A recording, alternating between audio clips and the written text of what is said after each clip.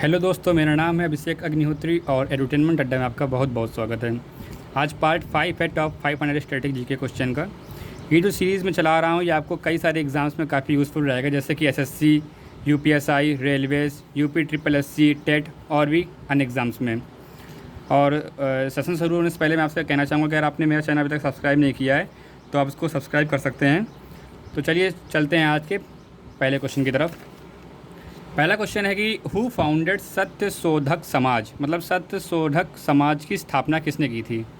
इसका right answer होगा ज्योतिबा फुले। इन्होंने सत्य शोधक समाज की स्थापना 1873 में की थी और इसका जो एम था वो था सोशल जस्टिस और जो महिलाएं थी उनके एजुकेशन के लिए। ये स्थापना इसलिए की गई थी क्योंकि जो अपर कास्ट का उस समय जो वर्चस्व था उसको कम करने के लिए या फिर उसके खिलाफ लड़ने के लिए इन्होंने सत्य शोधक समाज की स्थापना की थी। और एक बात आपको यहाँ पे याद रखनी है कि जो ज्योतिबा फुले थे उन्होंने यहाँ पे गुलामगिरी नाम की भी एक पुस्तक लिखी थी। ये आपको इम्पॉर्टेंट हो जाती है, इसको भी आप याद रखेंगे। ठीक है, अगले क्वेश्चन की तरफ बढ़ते हैं कि which famous ruler was also known as Shiladitya. Shiladitya नाम से हम किसी राजा को जानते हैं, तो वो राजा कौन सा है। इसका राइट आंसर होगा हर्षवर्धन। हर्षवर्धन जो कि रूलर थे कन्नौज से। कन्नौज आपका कानपुर के पास पड़ता है उत्तर प्रदेश में। और इनका जो रूलिंग पीरियड था वो था 606 से 647 एडी। इनके जो शासनकाल में जो कुछ 3 प्रमुख कार्य हुए थे वो था कि जो ह्यूएन त्सांग जो चाइनीज़ एक तीर्थयात्री थे वो इनके काल में ही भारत भ्रमण करने आए थे। और जो दूसरा था कि ह्यूएन त्सांग ने अपनी एक पुस्तक में लिखा था कि जो कुंभ का मेला था जो अभी भी होता है प्रयागराज में, जिसको हम इलाहाबाद के नाम से भी जानते हैं, वो हर्षवर्धन के समय से होता चला आ रहा है। और जो तीसरा इम्पॉर्टेंट पॉइंट आता है कन्नौज असेंबली। कन्नौज असेंबली जो कि महायान बुद्धिज़्म को प्रमोट करने के लिए हर्षवर्धन के द्वारा ऑर्गेनाइज़ कराई गई थी। तो आपको ये 3 पॉइंट भी यहाँ पे याद रखने हैं। अगला क्वेश्चन ये है कि battle of Chandawar was fought between. Battle of Chandawar जो हुई थी वो किन दोनों के बीच में लड़ी गई थी। इसका राइट आंसर होगा जयचंद और मोहम्मद गौरी। ये जो लड़ाई थी 1194 में लड़ी गई थी और इसमें मोहम्मद गौरी ने जयचंद को हरा दिया था और उसका कत्ल भी कर दिया था। इसके पहले 1192 में सेकेंड बैटल ऑफ तराइन हुई थी पृथ्वीराज चौहान और मोहम्मद गौरी के बीच में, जिसमें पृथ्वीराज चौहान को हार का सामना करना पड़ा था। उसके जस्ट एक साल पहले 1191 में फर्स्ट बैटल ऑफ तराइन में मोहम्मद गौरी को पृथ्वीराज चौहान ने हरा दिया था। तो आपको यहाँ पे चंदावर के साथ साथ बैटल ऑफ तराइन भी याद रखना है।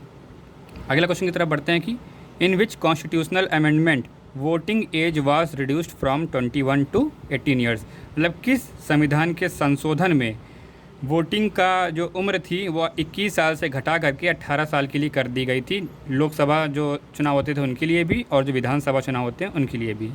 इसका राइट आंसर होगा 61st अमेंडमेंट जो 1999 में हुआ था उसके तहत वोटिंग एज 21 से घटा करके 18 ईयर्स कर दी गई थी।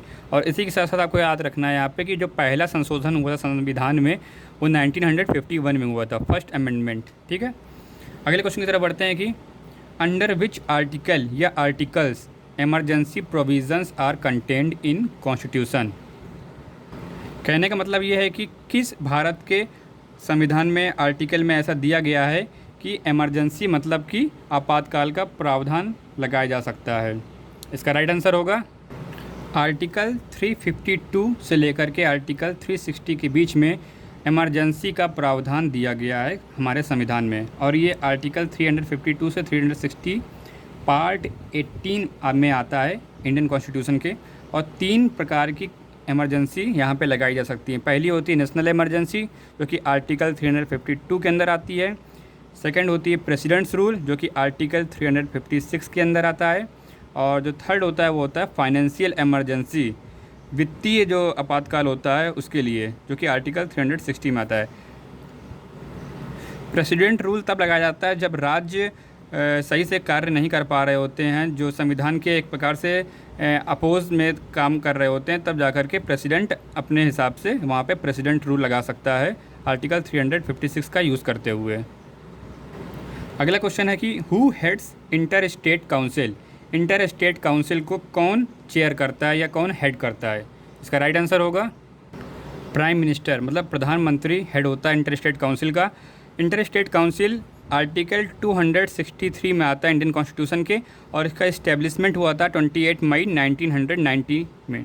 और जो इसका जो फॉर्मेशन हुआ था वो सरकारिया कमीशन के रिकमेंडेशन के साथ हुआ था। सरकारिया कमीशन आपको याद रखना है कि सरकारिया कमीशन किससे रिलेटेड है, तो आपको आंसर मालूम होना चाहिए इंटर स्टेट काउंसिल से। इंटर स्टेट काउंसिल का रोल क्या होता है कि जो कोऑर्डिनेशन होता है सेंटर और स्टेट के बीच में उसको बनाने के लिए होता है, और जो वेरियस जो पॉलिसीज़ होती हैं सरकार की उसको डिस्कस करने के लिए ये एक प्लेटफॉर्म की तरह कार्य करता है। और इसके जो रूल में है वो तो ये है कि ये काउंसिल साल में 3 बार मिलनी चाहिए, लेकिन अभी तक 26 साल के इतिहास में ये सिर्फ़ और सिर्फ 11 बार मिली है। और इसमें जो मेंबर होते हैं वो होते हैं चीफ मिनिस्टर होते हैं, कैबिनेट रैंक के मिनिस्टर्स होते हैं, और आपके जो लेफ्टिनेंट गवर्नर होते हैं यूनियन टेरिटरीज़ के वो होते हैं। और ये एक परमानेंट कॉन्स्टिट्यूशनल बॉडी नहीं है, इसको अपनी आवश्यकता के अनुसार प्रेसिडेंट गठन कर सकता है। मूव करते हैं अगले क्वेश्चन की तरफ। Set of bones which forms our palm card, मतलब कि जो हमारे हथेलियों में जो हड्डियों का जो सेट होता है उसको हम क्या बोलते हैं? इसका राइट आंसर होगा, इसका जो राइट आंसर है वो है मेटाकार्पस, जिसको मेटाकार्पस के नाम से भी जानते हैं। इसमें 5 हड्डियाँ होती हैं। मैं आपको इसको अपने हाथ में बता सकता हूँ कि जैसे आप यहाँ पे 1, 2, 3, 4 और 5 हड्डी होती हैं हथेलियों में, इसको हम बोलते हैं मेटाकार्पल या मेटाकार्पस। उसी तरीके से हमारे हाथ में 27 हड्डियाँ होती हैं, जिसमें कि फेलेंजेस 14 होती हैं। फेलेंजेस कौन सी होती हैं? ये 1, 2, 3, 4, 5, 6, 7, 8, 9, 10, 11, 12, 13, 14 ये फेलेंजेस हो जाती हैं। और इसी के साथ साथ जो कार्पल्स होती हैं वो हमारी रिस्ट में होती हैं, मतलब कि हमारी कलाई में होती हैं। यहाँ पे 8 हड्डियाँ हमारी होती हैं, ठीक है। तो इस तरीके से एक हाथ में हमारी 27 हड्डियाँ होती हैं, दोनों हाथ मिला कर के 54 हड्डियाँ होती हैं। और पूरे बॉडी में हमारे 206 हड्डियाँ जो होती हैं उनमें से 107 हड्डियाँ तो सिर्फ हमारे हाथ और पैर में ही होती हैं, क्योंकि 26 हड्डियाँ हमारे पैरों में होती हैं। तो 54 प्लस 106 हो जाएगा, प्लस 102 हो जाएगा, 107 हड्डियाँ टोटल हो जाती हैं हमारे पूरे हाथ और पैर को मिला करके, ठीक है। अगला क्वेश्चन है कि latitude and longitude of India, मतलब कि हमको लैटीट्यूड और जो लॉन्जिट्यूड है उनके कोऑर्डिनेट्स लिखने हैं इंडिया के लिए। इसका राइट आंसर होगा, इससे कोऑर्डिनेट्स हैं लैटीट्यूड के होते हैं 68 डिग्री 7 मिनट वेस्ट से लेकर के 97 डिग्री 25 मिनट ईस्ट तक। और इसी तरह लॉन्गिट्यूड होता है 37 डिग्री 6 मिनट नॉर्थ से लेकर के 8 डिग्री 4 मिनट साउथ। लैटीट्यूड को हम हिंदी में अक्षांश बोलते हैं और लॉन्जिट्यूड को बोलते हैं देशांतर। ये एक मैप है इंडिया का, यहाँ पे जो आप ये लाइंस देख पा रहे होंगे ये इमेजिनरी लाइन होती हैं, इनको हम बोलते हैं लैटीट्यूड, जो कि हॉरिजेंटल होती हैं, ठीक है। और इसी तरह जो वर्टिकल्स लाइन यहाँ पे गई होती हैं, जैसे आप देख रहे होंगे यहाँ पे ये होती हैं लॉन्जिट्यूड्स, ठीक है। तो जो हमारा लॉन्जिट्यूड है हम यहाँ से लेकर के इस कोने तक गिनेंगे, जो कि कोऑर्डिनेट्स मैंने आपको बता दिया है। उसी तरह लैटीट्यूड के हम कोऑर्डिनेट्स यहाँ ऊपर से लेकर के यहाँ नीचे कन्याकुमारी तक के गिनेंगे, तो वो हो जाता है हमारा लैटीट्यूड। लैटीट्यूड या लॉन्जिट्यूड की सिंपल यूज़ ये होता है कि हम किसी जोग्राफिकल लोकेशन को आइडेंटिफाई कैसे कर सकते हैं, उसके लिए इस्तेमाल किया जाता है। बढ़ते हैं लास्ट क्वेश्चन की तरफ कि नेशनल हाईवे 4 इस पास्ड थ्रू, मतलब कि राष्ट्रीय राजमार्ग 4 किस राज्य से पास होता है? इसका राइट आंसर होगा, नेशनल हाईवे 4 जो हमारा पास होता है वो होता है अंडमान एंड निकोबार आइलैंड से।